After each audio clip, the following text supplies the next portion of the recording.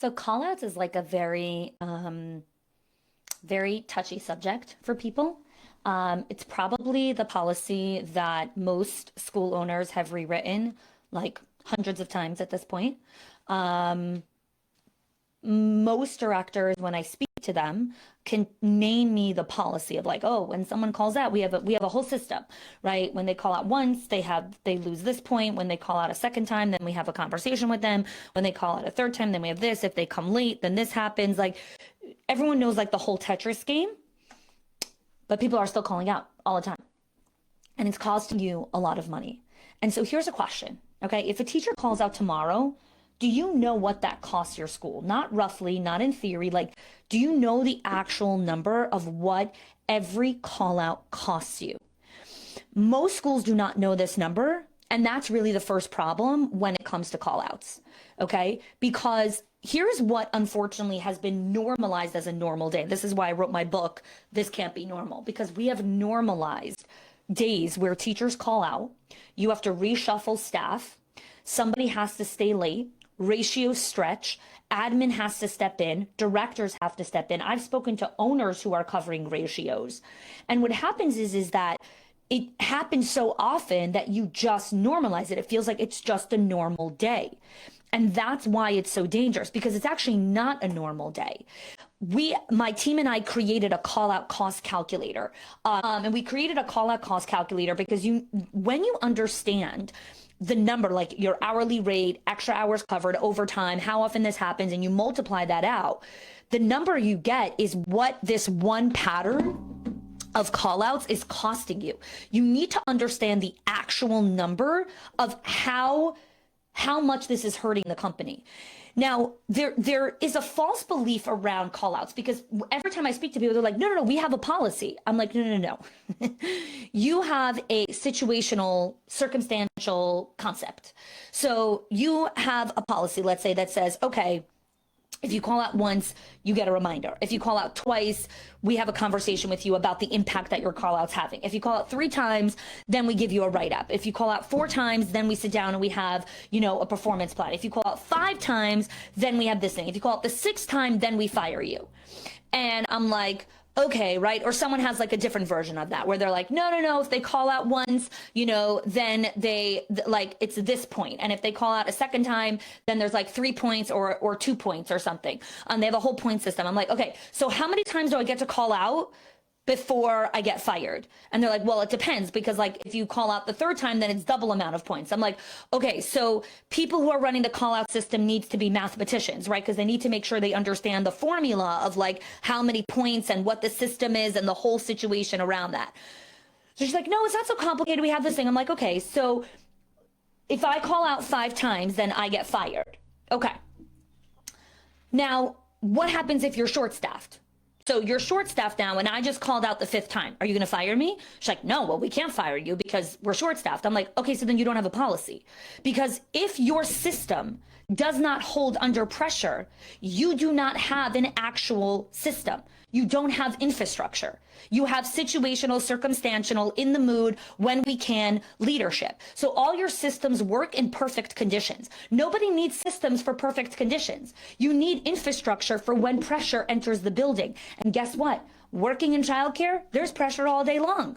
Come pull up a seat. Let me show you Exhibit A. Okay? So if you don't have an actual infrastructure around callouts, what is your standard for callouts? Who owns it? What is the rhythm? What is the response? You don't have that, because you can't fire the person if they called out 5 times if you're short staffed. So you don't have a real system. And I'm not saying you have to fire people. I'm actually very against firing people. We need better tools. I did a whole write-up on that last week, where leaders do not have tools. They have bribes and threats. I'm going to write you up. I'm going to give you a performance plan. Now I'm going to fire you. Guys, we need better tools. Like these cannot be the only tools in your toolbox, right? Because what happens is that when you are already short-staffed and now you can't follow through with the consequence, which is firing that person, which is what you said, you delay the consequence, you make an exception, you handle it later, and now your system isn't a system. It's conditional. So people think like, oh, I have a call out problem, or this is just the industry. I'm like, no, no, no, no. You don't have infrastructure because all your systems depend on how hard your day is or how easy the day is or whatever it is, right? So I'll give you an example, right? Like, let's say you have the good teacher exception, right? She has frequent call outs, but she's really strong in the classroom, and the parents love her, so you keep her. So the result is your infrastructure erodes and more call outs follow that. Okay. You have another situation where the director gets pulled in. Now they're covering classrooms. So they're not doing follow-ups on one-on-ones. They're not doing gratitude. They're not doing classroom observations. They're not able to run the tours. So now you have 7 tours that didn't convert, not because she doesn't know how to convert tours, but because she's actually in the classroom. So she can't convert tours. Right. So you're not recognizing the compounding costs of your call outs. Okay. Overtime bleed. This is a whole other angle, right? You give these small concessions daily and you don't realize they're small concessions because it's not one big giant cost. It's 30 small decisions compounded that end up costing the school thousands and thousands of dollars. And schools are losing money because their systems break under pressure. They are not pressure tested. This is what we do in Schools of Excellence. My team and I put together something called the call out solution. And it is an entire breakdown of how to actually understand what callouts are costing you. We have a callout cost calculator and we have a callout standard brief. How to actually create infrastructure around callouts. What do you want your standard of callouts to be? Who owns it? Who is responsible for making sure that that callout standard happens every single time? Whether they're in the mood or not, I call it mood proof, whether they feel like it, whether it's a snow day, whether 4 people are called out sick with the flu or COVID or bronchitis, doesn't matter. The system holds under pressure. If your systems do not hold under pressure, you do not have a system. If your systems only worked when you're fully staffed, you don't have infrastructure. You have prayers and wishes and dreams. Hi, that doesn't work. We don't want vibes. We want actual infrastructure. Okay, a real standard is not after 5 callouts, I fire you. A real standard is a pre-decided response that holds even when you're short-staffed. You need to pre-decide in advance. What are your responses to callouts, even when you're short-staffed, even when it's a snow day, even when licensing walked in, even when 3 parents this, even when you're going through a rebranding, even when you're going through a software migration, even fill in the blank into all your evens. The standard still holds. Who owns coverage? What happens immediately? What is immediately, right? I spoke to someone, they're like, well, we talked to them. I'm like, do you talk to them 30 minutes after they came late? Do you talk to them by lunch? Do you talk to them by their break? Do you talk to them at the end of the day? She's like, no, we talk to them immediately. I'm like, what is immediately? What if you need to go to the bathroom right then? Then you're not talking to them immediately. She's like, I talk to them at the first available option. I'm like, okay, but what if the first available option is 4 o'clock? Or what if the first available option isn't until tomorrow morning? What is the first available option? Right? But saying that the first available option is when you talk to the person about your call out is not actually a system, because every single day your first available option is a different time. And so your teachers learn very quickly how to gamify the system, not because they're malicious, but because that's what the system rewards. So you actually need to explain and put it down. When you call out, we speak to you during your lunch break, which means your lunch break is now going to be about a conversation around your call out, right? So then people are like, I can't do that legally. I'm like, okay, so then don't make that the standard. When do you want to have the conversation with the person? That is part of the standard. Who has that conversation? The director. I'm like, what if the director's not there that day? Well, then the assistant director. I'm like, okay, does the assistant director know how to have those conversations? Is she actually going to have the conversation? She's going to be like, well, I really don't want to have the conversation. So tomorrow the director's coming back, so she'll just have the conversation. Okay, well, now she just broke the standard, because if the standard is that the teacher has to be spoken to on the same day, that means whoever's leading that building needs to have training and capacity to have the conversation on the same day. Or that's not the standard. The standard is that the director has the conversation. So if the director's not there that day, then the director has to call in. What if the director's on vacation? Are you going to make her call in on her vacation? Right? So what I'm doing here in real time is I'm doing something that nobody does. It's called pressure testing your infrastructure. That is what this is called. It's called pressure testing infrastructure. And I am walking through all of the loopholes in your system that you just figure out on the fly. But when you figure things out on the fly or what you're feeling authentically in the mood of, your systems break. You need pre-decided responses to what happens. You already know all the scenarios. Run through them and actually create infrastructure around that. Right? So it's the things that you have to recognize is that you don't enforce your policy every single time. You only do it when you can afford to, which means you only do things when the cost isn't too high.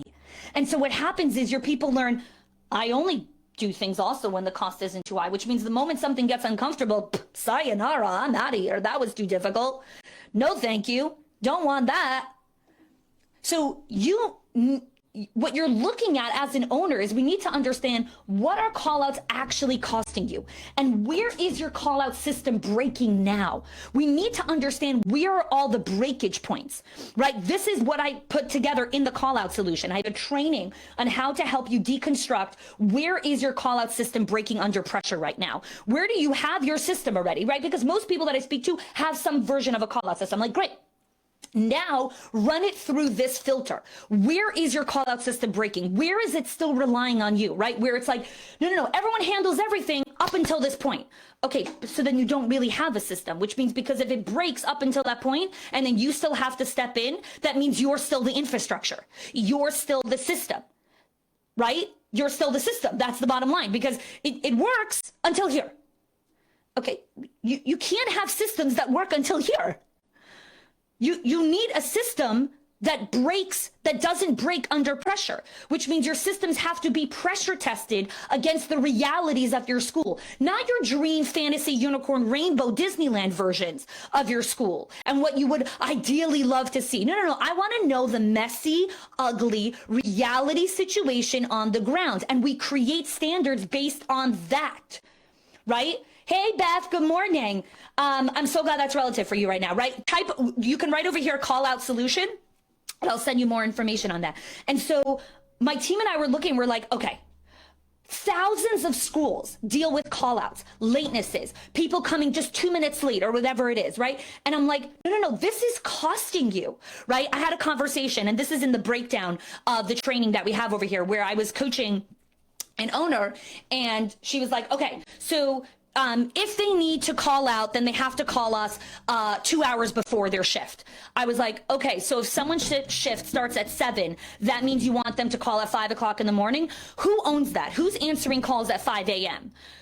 So she's like, oh, no one answers calls at 5 a.m. So I'm like, okay, so then that's not the standard. The standard is not you have to call out 2 hours before your shift, because if someone's shift starts at 7, it breaks.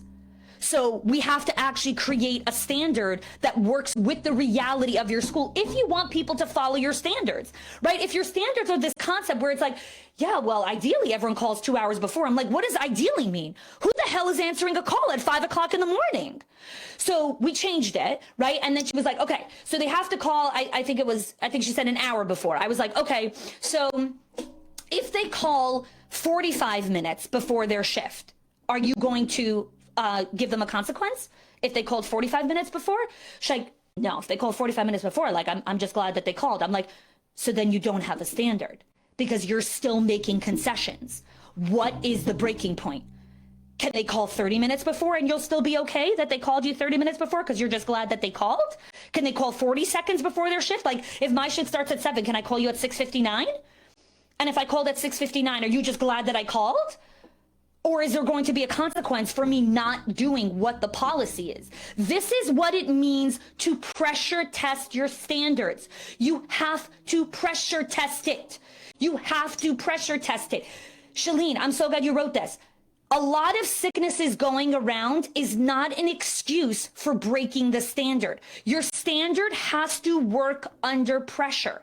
So if you live in a city that has cold weather, aka 80% of the world, that means that you need to have a standard that works during vomit season, during flu season, during I don't feel well season, during my headache season, during my, oh my God, there's a stomach bug going around the school season. If your standards break when people are sick, you don't have a standard. You have a hope and a prayer and a wish. That means that owners can never fully step out during flu season or during cough season or during stomach season. You need a standard that doesn't break under pressure. That is what it means to actually build infrastructure. And here's the thing. Most people have never done this because it takes time to pressure test systems. Most people want plug and play systems. Tell me what your call out thing is. Tell me. I'm like, what does that mean? I can't tell you what my thing is. I live in a place that never has snow. I don't need to have a call out standard that also reflects snow days. We don't have snow days here, right? Like, what are the realities of the place that you live in? What are the realities of what goes on there? And are you building infrastructure that reflects reality? And then do you have a rhythm that consistently reassesses reality? Because here's another thing. Welcome to living in the real world. Reality shifts. You know when reality shifts? When disruptive forces come in, when new legislation gets passed, when new laws happen, when wage increases, when there's a new governor, when there's a new president, when there's a new mayor, when there's a new councilman, when there's a new thing. All of a sudden, all the things that you create, it's like, well, man, that doesn't work anymore. Oh, crap. Now we got to go recreate it. Yes. Welcome to being alive, right? It's like a parent who thinks like, well, we already created the process. I'm like, yes, you created a morning routine for when your kids were 5, 3, and 1. Now your kids are 10, 8, and 7. Guess what? You need a new morning routine because your kids are in a new reality, okay? Anyone who's been a parent understands this, right? This concept of thinking that you should never have to revisit infrastructure and you should never have to revisit what's going on is a constant desperation for just wanting relief and not actually understanding what it takes to build infrastructure. This is why you need rhythms of return. This is why I wrote my book, This Can't Be Normal, because people create success and then it feels like survival. They feel like they are suffocating under these decisions, and they are, because the landscape keeps shifting, but they don't know how to keep updating it without collapsing and falling apart. And so they resort to threats and bribes. Parenting versions of threats and threats and bribes in schools are, I'm going to write you up. I'm going to teach you again. I'm going to process it again. I'm going to model it for you again. I'm going to come into your classroom. I'm going to role play it. I'm going to show you it. I'm going to this. I'm going to that. And then after I show you that 70 times, now I'm going to write you up. Now I'm going to do a performance improvement plan. Now I'm going to report you to HR. And now, sayonara, you're fired. I'm like, why? Can we build different infrastructure? Can we build real systems that reflect reality? Can we actually build infrastructure? Yes, it's called the call-out solution. And for those of you that are on here still or came in at a certain point, what you're going to be seeing about schools of excellence in the next couple of weeks, and this is something that's been going on for several months, but now we're really planting our flag and declaring it, okay? We used to be a training and coaching company, and we did this for a decade.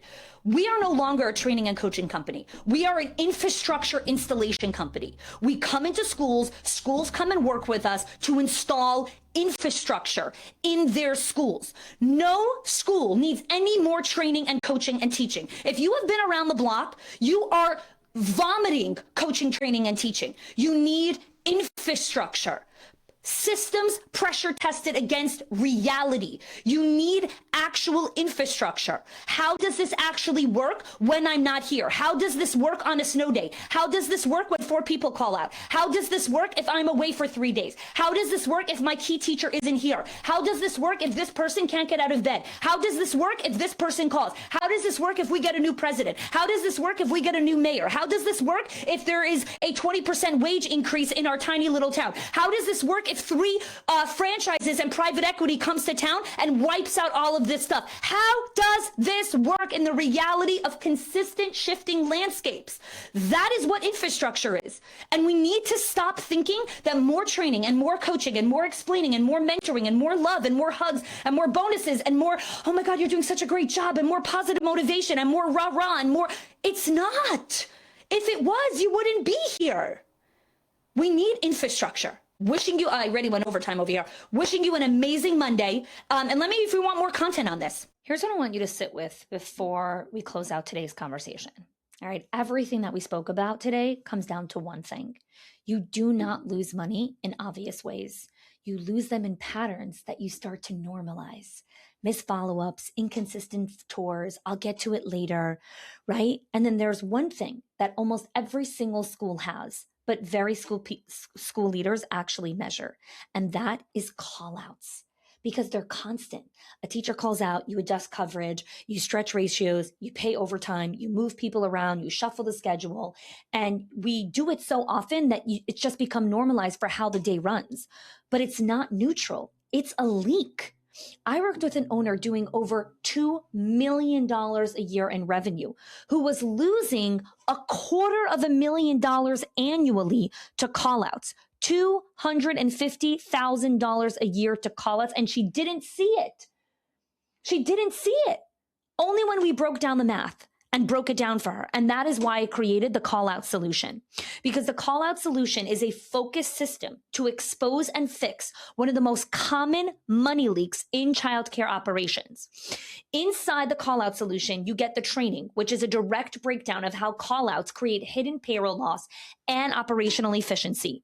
You get the call out cost calculator, which is a calculator that we created to calculate exactly how much call outs are costing you every week, every month, and every year. And we also created the call out standard, which is a clear installable standard, edible for you to make sense for your school to reduce call outs, create accountability, and stabilize your staffing. You can go to the link in the show notes or go to schoolsofexcellence.com/callouts. Again, ratio efficiencies, disrupted classrooms that require more support, owners that feel pressure. These are things that you need to quantify the cost of. And we help you do that inside the call out solution, and also how to stop invisibly paying for this cost. Click the link in the show notes or go to schoolsofexcellence.com/callouts.